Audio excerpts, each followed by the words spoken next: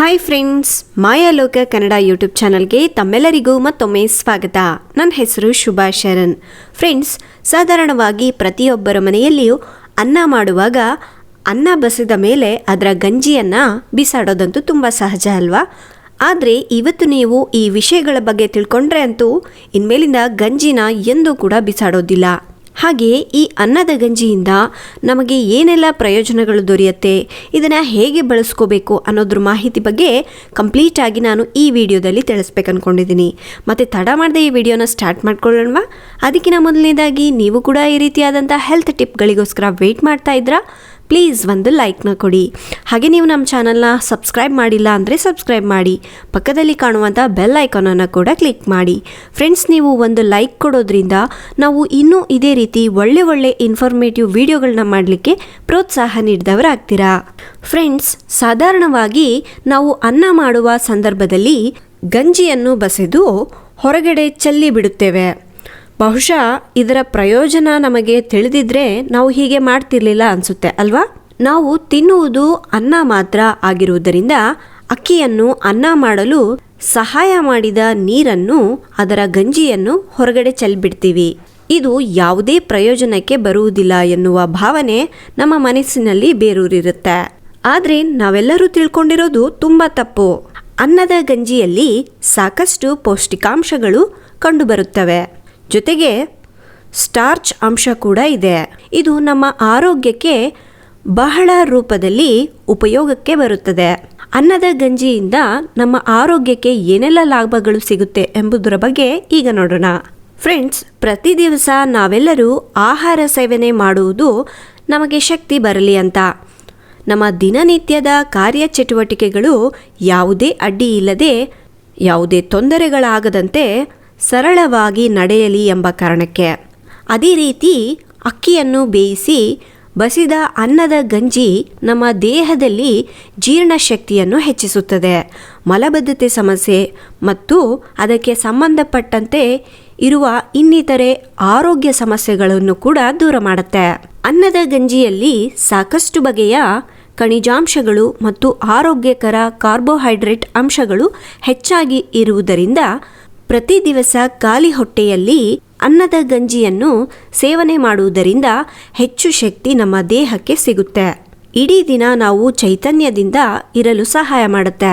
Friends, ಹಾಗೆ ಚಿಕ್ಕ ಮಕ್ಕಳು ಹೇಗೋ ಹಾಲು ಬಿಟ್ಟು ಬೇರೆ ಯಾವುದೇ ಕಠಿಣವಾದ ಆಹಾರವನ್ನು ಸೇವನೆ ಮಾಡುವುದಿಲ್ಲ.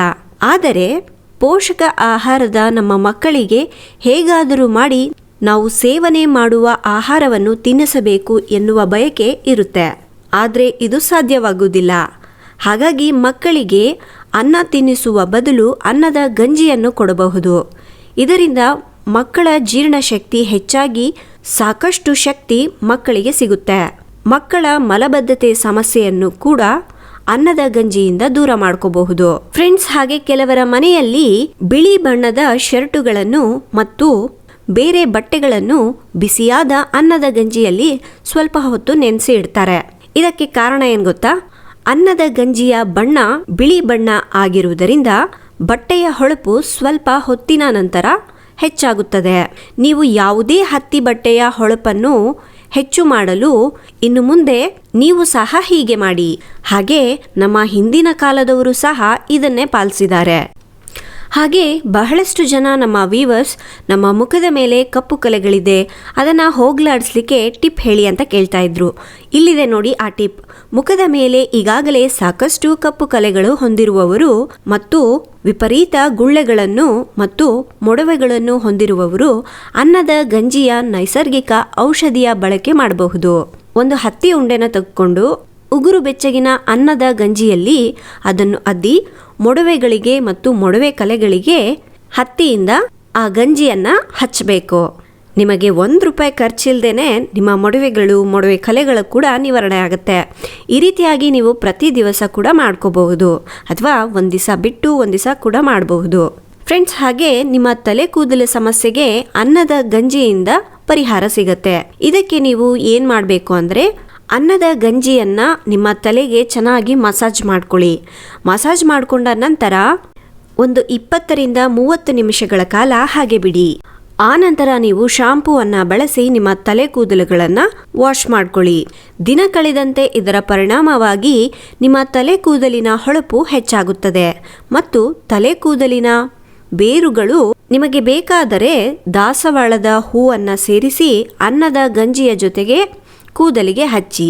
ಈ ರೀತಿ ಮಾಡೋದ್ರಿಂದ ನಿಮ್ಮ ಕೂದಲು ಮೊದಲಿಗಿಂತ ಹೆಚ್ಚಾಗಿ ಬೆಳಿಲಿಕ್ಕೆ ಸ್ಟಾರ್ಟ್ ಆಗುತ್ತೆ. ಹಾಗೆ ಒರಟಾದಂಥ ಕೂದಲನ್ನು ತೆಗೆದುಹಾಕಿ ನಿಮ್ಮ ಕೂದಲನ್ನು ತುಂಬ ಮೃದುವಾಗಿ ದಟ್ಟವಾಗಿ ಬೆಳಿಲಿಕ್ಕೆ ಸಹಾಯ ಮಾಡುತ್ತೆ. ಮೊದಲೇ ಹೇಳಿದಂತೆ ಅನ್ನದ ಗಂಜಿಯಲ್ಲಿ ಸಾಕಷ್ಟು ಪೌಷ್ಟಿಕಾಂಶಗಳು ಕಂಡುಬರುವುದರಿಂದ ನಿಮ್ಮ ಕರುಳಿನ ಆರೋಗ್ಯವನ್ನು ಮತ್ತು ಜೀರ್ಣಶಕ್ತಿಯನ್ನು ಹೆಚ್ಚಿಸುವಲ್ಲಿ ಇದು ಪ್ರಮುಖ ಪಾತ್ರ ವಹಿಸುತ್ತದೆ.